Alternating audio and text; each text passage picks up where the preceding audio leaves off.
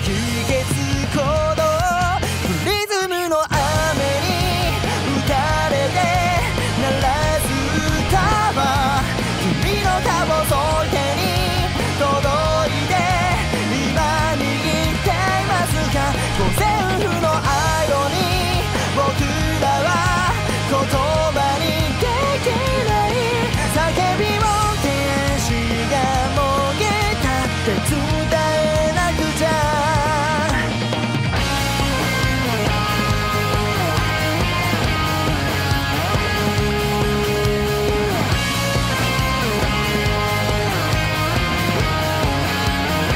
資産管理は大丈夫ですか？君がいなくなったその事実なら終電の落線に揺られて消えた偉くも賢くもなりたかないけど東京の光がそれを薄めてく差し伸べられた手のひらさえ醜く見えてしまったそんな剣をさえ巻き込んで許される資産管理は大丈夫ですか？星屑のメロディー集めて忘れないように君の顔添い越え浮かべてフレーズをなぞれば追憶のシンフォニーいつかは忘れたい過去も抱きしめて泣きながら夢を見るのだろう明滅する生命が刻んでるリズム君がこぼした涙を歌につないで鳴らそう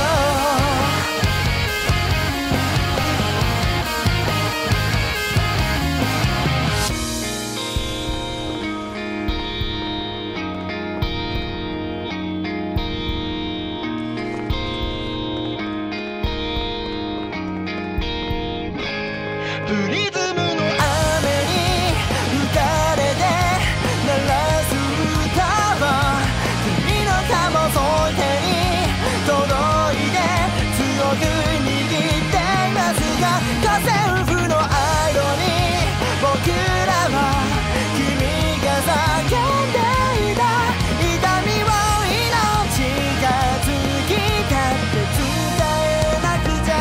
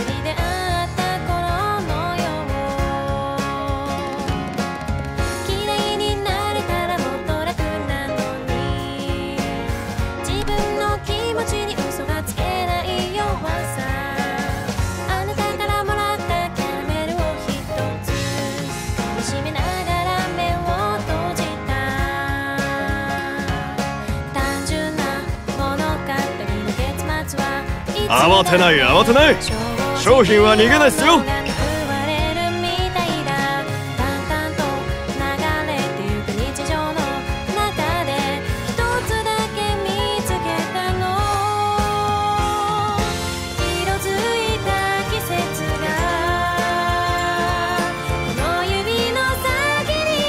クラウドリーム連合銀行はあなたの資産を安全にお守りします。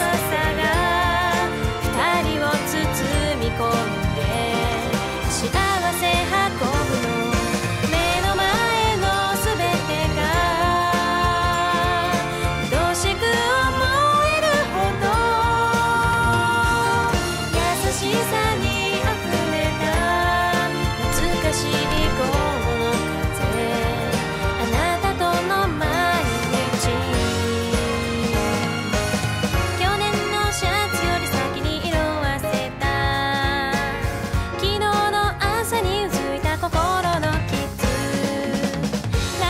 クラウドリーム連合銀行はあなたの資産を安全にお守りします。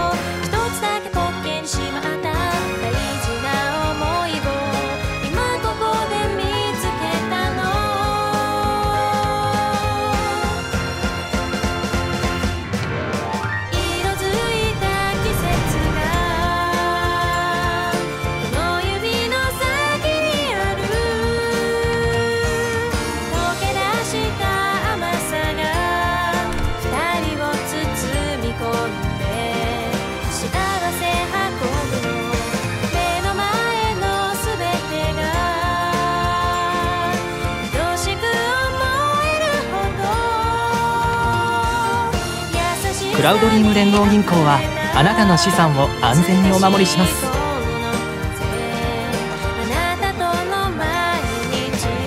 い。これかなりサービスしてるんですよ。俺はジャイト。装備を探してる？いいのがあるっすよ。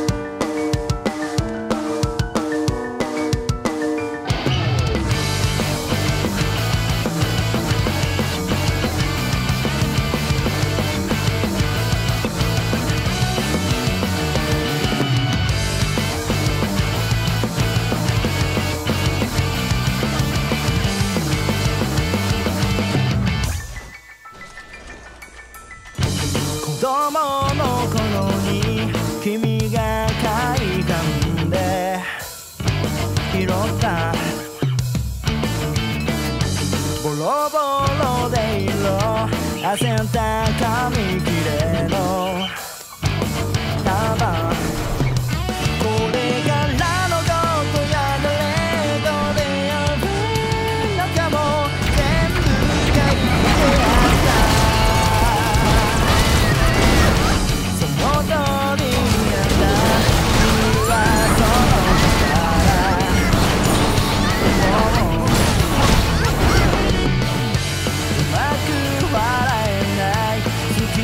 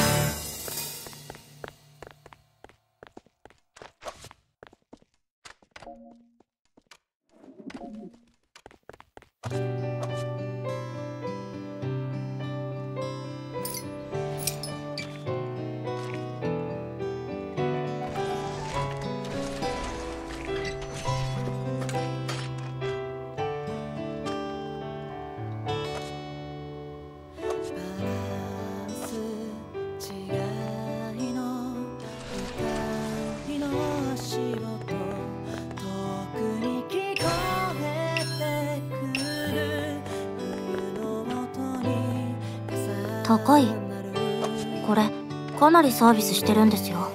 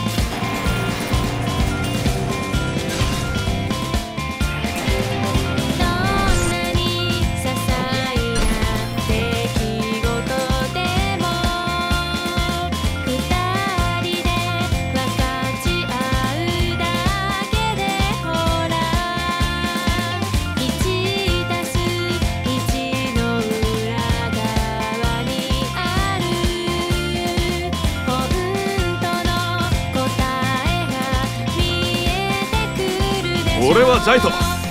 装備を探してる？いいのがあるっすよ。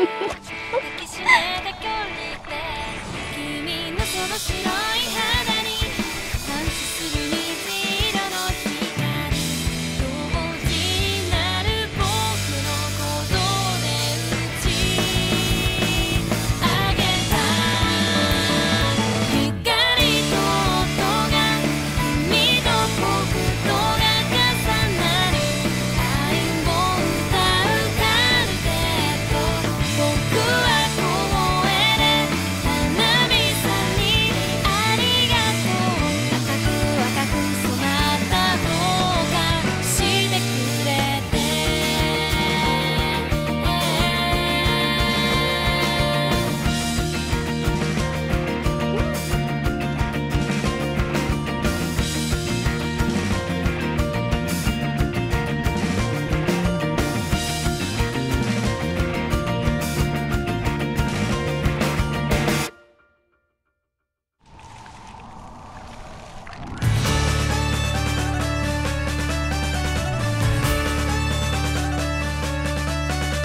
昔々あるとこにおじいさんとおばあさんが小さな家でつつましく暮らしていました川で洗濯しているとき大きな桃が流れてきたり山で芝刈りしているとき輝く竹を見つけたりなんてこともなく平穏な毎日を過ごしていました同じ家に住んで同じ米を食べてドラマチックな出来事など一つもないけれどそれは二人にとって資産管理は大丈夫ですか？素敵な物語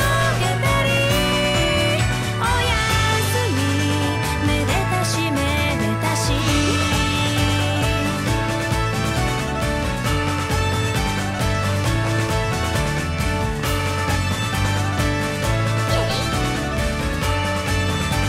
私の願いは昔々あるとこにおじいさんとおばあさんが小さな家でつつましく暮らしていました助けた亀に連れられて竜宮城へ行ってみたり殿様の前で美しく枯れ木に花を咲かせたりなんてこともなくありふれた毎日を過ごしていました共に年を重ねシワの数も増えて振り返っても足跡さえ残ってないけれどそれは二人にとって素敵な物語おはよう始まり始まり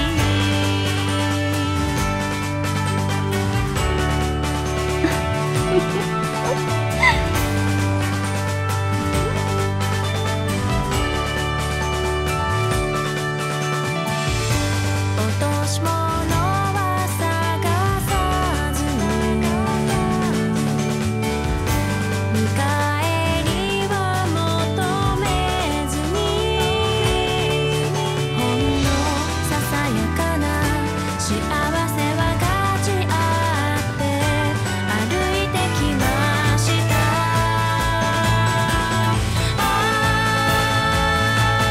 あの日出会えたこと互いを愛したことドラマチックな出来事など望んでないけれどどうか二人にそっとクラウドリーム連合銀行はあなたの資産を安全にお守りします。最後の眠りにつく日までおやすみめでたしめでたし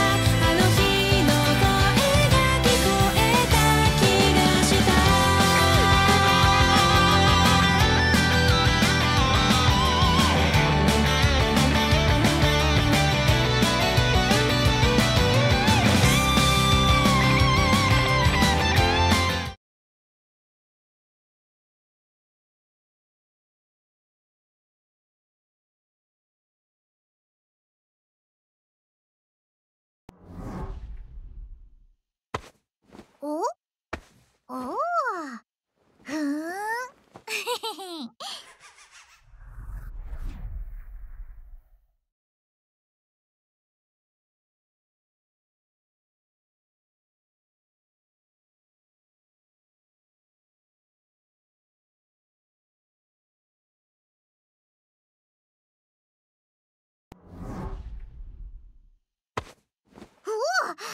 あれ、みっけ。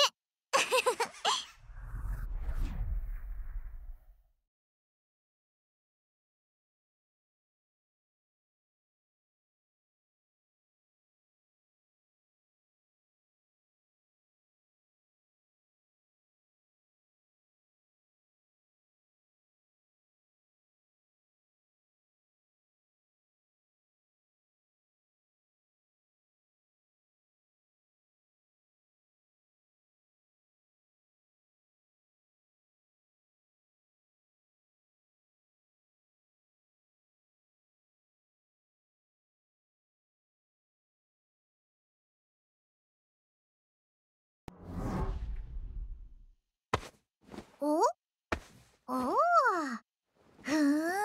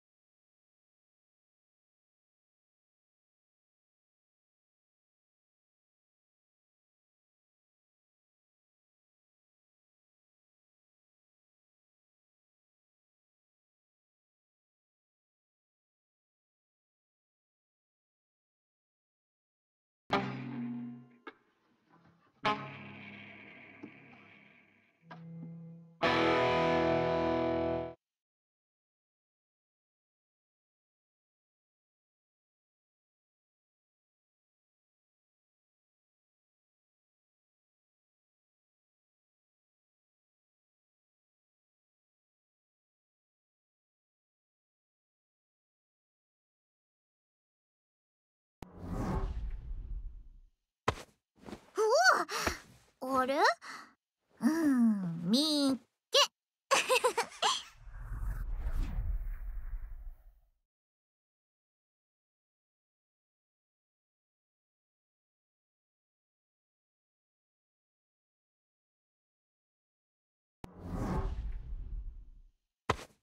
おおお、ふーん。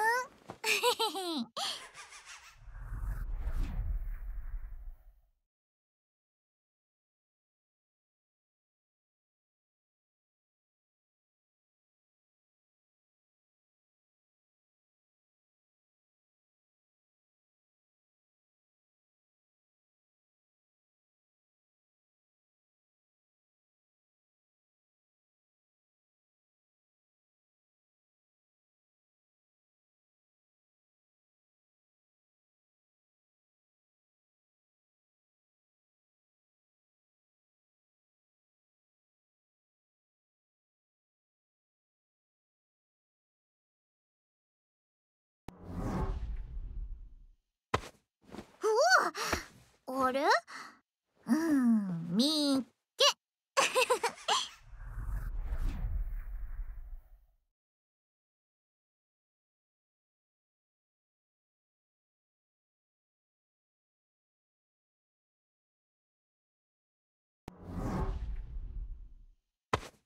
おおお、ふーん。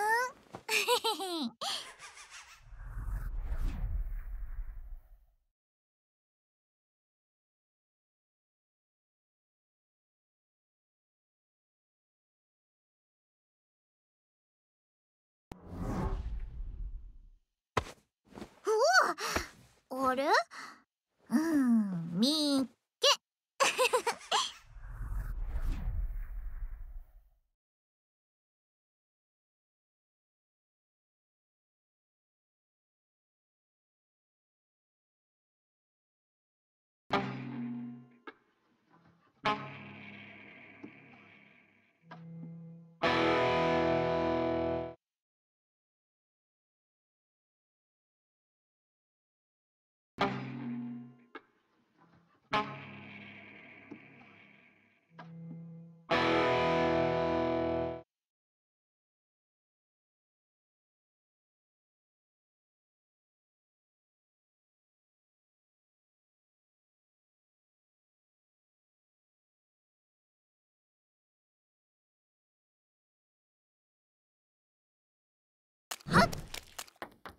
あー疲れた。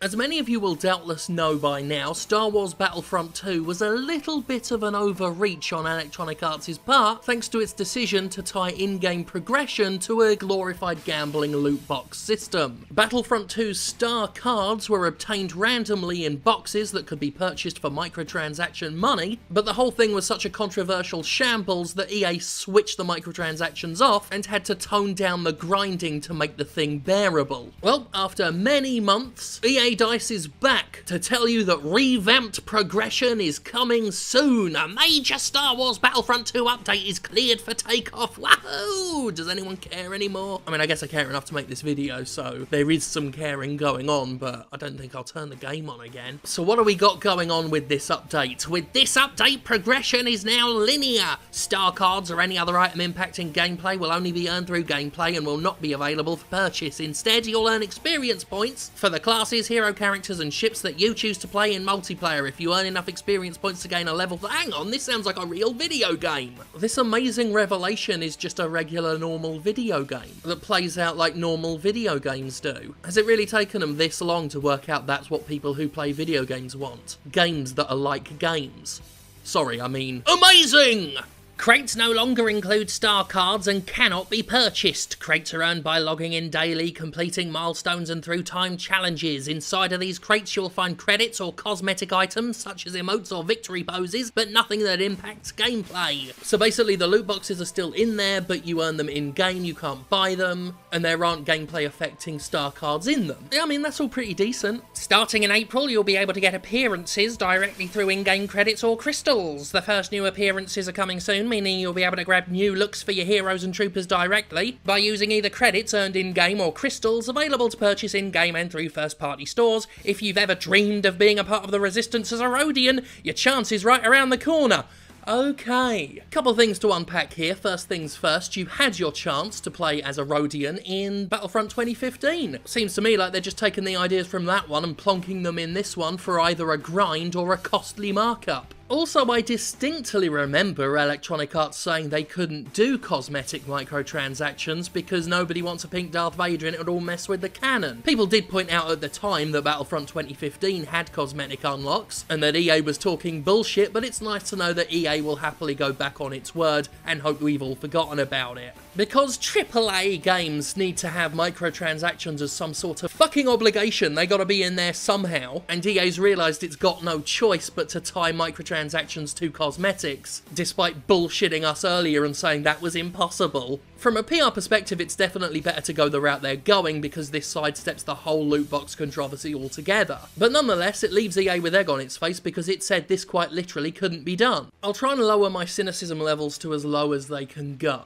So okay, It's good that they finally done this. Everything they've detailed pretty much sounds like what people wanted. Obviously, I prefer my $60 games to not be free to pay and not have microtransactions in them because it's fucking cheeky. But as I said, they're bloody obligatory now. Shareholders ain't gonna let them not put them in. And this is pretty much the best compromise you could imagine. It sucks that in a lot of AAA games we've now lost the ability to unlock alternative costumes and things without either grinding a ridiculous amount for them or paying to have them now, or in some games not being able to grind for them at all and only being able to buy them, but that's the sad world we live in. And because games are scaling back away from loot boxes, microtransactions in $60 premium games now seem a lot more acceptable, and you're even seeing certain publishers paint themselves as good people because that's all they're doing. They're just doing microtransactions, they're not doing loot boxes. And anybody with an eye for AAA history will know that's exactly where we were gonna go next. The industry has a habit of pushing the envelope, seeing how far it can go, how far it can test the audience's patience, just how egregious its next fuck-awful business model can be. And I realise I said I was gonna lower my cynicism, but it's come back up, fuck it, because this is how the AAA industry operates. It pushes as far as it can go, pushes its audience to breaking point, then immediately withdraws, pulls back, returns to a previously shitty business model that people were sick of but are now gratefully accepting because, hey,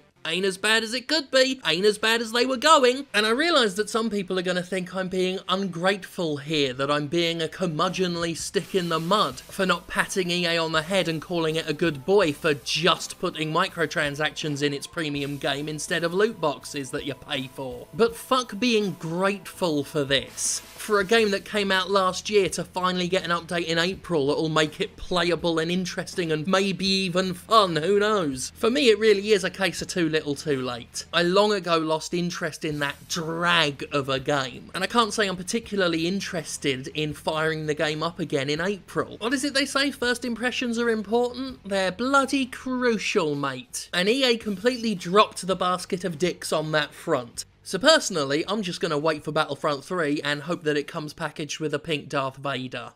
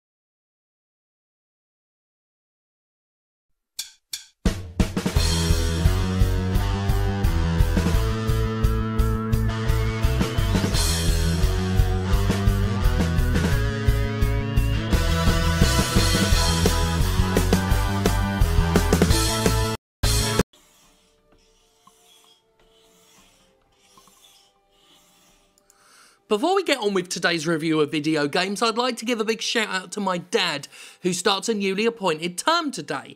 As you leave the family home to serve in your new position, I want to make it clear that I still believe my dad is innocent and didn't do that thing they're sending him away for. What even is a hate crime anyway? Never heard of those. I thought crime was just crime, not that dad did anything anyway. Speaking of which, this is thematically relevant today because we are talking about a prison simulator today, and today we'll be talking about The Elder Scrolls Oblivion.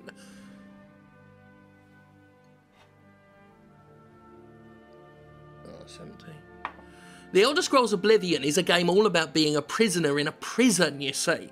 Long before games like The Escapists and The Chronicles of Riddick Bottle Bay were around to show us what life behind bars is really like, we had Tequila Softworks' seminal classic Oblivion. I don't know what seminal means, but I hear it's when people talk about things they like, and they don't get on trouble on TV for saying it, even though it sounds a bit like that posh sciencey word for spermatozoa, so now I'm getting to say it. Seminal. Oblivion is the right name for this game because that is what life is like for someone who is made to live in a prison by a person called a judge. Sitting around in a jail cell with nothing to do is pretty shit, really, and I respect the game for letting us experience that shitness from the perspective of a real-life criminal. Due to something called artistry, Oblivion doesn't tell you what you did to get arrested and sent to the clink clink, which is good because you get to make it up. I like to pretend I was sent down doing 20 to 10 in the pen because I punched Scotty Hamsling from school so hard his head flew into the moon and they couldn't get it down again even with a really long stick. And maybe that'll teach him not to steal my fucking lunch anyway. He got hit with this car last summer, right? And then he couldn't steal my lunch because he was too busy not having a lot of his face anymore to thieve my sandwiches. Prisoner, get over by the window, now! Prisoner, get over by the window, now! Prisoner, get over by the window, now! Prisoner, get over by the window, now! Prisoner, get over by the window. What I love most about this game is that you can make yourself in it using something called a character maker. Here I am making myself in it. It's pretty photorealistic actually, by the way. Soon into your prison experience, things take a turn for the dramatic when the king, played by Mark Hamill, breaks into your cell and says loads of boring stuff before opening a big hole in your cell and doing his own thing. Grand adventure awaits, but personally I've never been curious what goes on past there, so I stay in my cell. There's lots of stuff to do. You can pick up a vase and swing it about the place. You can play swing ball. You can do throwing a skull around. You can chat with a dickhead. You can probably sit down on this chair as well, but I've never worked out how. In conclusion, The Elder Scrolls of Blib is a good game about prisons, and it makes me want to grow up and try being a prisoner as well one day, just like my dad. Except less racist than him, because he threw that brick right into that shop.